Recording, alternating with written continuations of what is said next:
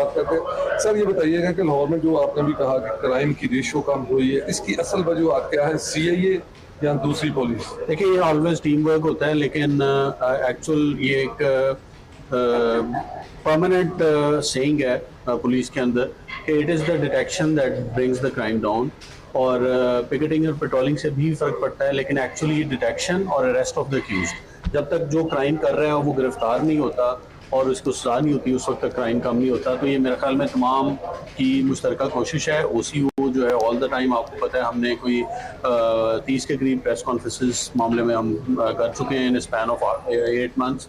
तो अल्हम्दुलिल्लाह तमाम टीम्स अपनी अपनी जगह पे मेहनत कर रही हैं और इसकी वजह से ये सर जब भी ये बड़ी रिकवरी दी जाती है या बड़ा कोई केस पकड़ते हैं, सीआईए ही क्यों पकड़ती है, दूसरी पुलिस क्या काम नहीं कर रही? सर देखिए, हमारा ये होता है कि हम एक वर्ड यूज़ करते हैं, परसेवेरेंस, और